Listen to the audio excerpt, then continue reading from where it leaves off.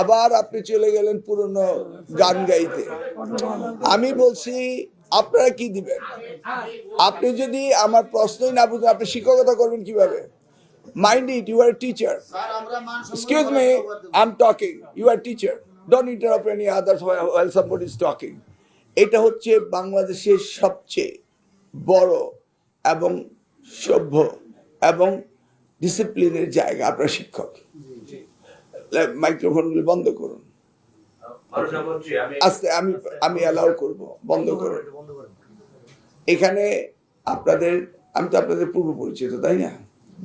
অতএব আমি যে প্রশ্ন করব এই প্রশ্নের উত্তরে যদি আপনি অন্য উত্তর লেখেন, আমি এক্সামিনার বা উনি একজন আপনাকে নাম্বার দিবে? আমি কি আপনি জিজ্ঞেস করেছি যে বিগত দিনে কি হয়েছে না হয়েছে? Try to understand your teacher. Okay, সকলেই প্রশ্নের উত্তর সঠিকভাবে দিবেন। আমি জিজ্ঞেস করছি যে আপনাদের প্রমিসের একটি কথাও শুনিনি। বলেন, একজনে একটি করে প্রমিস করেন, কি করবেন? একজনে মাইক্রোফোন দিলে আরেকজনের কথা বলবেন না। আর আপনাদের কাঠামোগত ভাবে কে সিনিয়র, কে জুনিয়র, কে সেক্রেটারি, কে জয়েন্ট সেক্রেটারি, কে অর্গানাইজ সেক্রেটারি আছে, সেইভাবে আসুন না।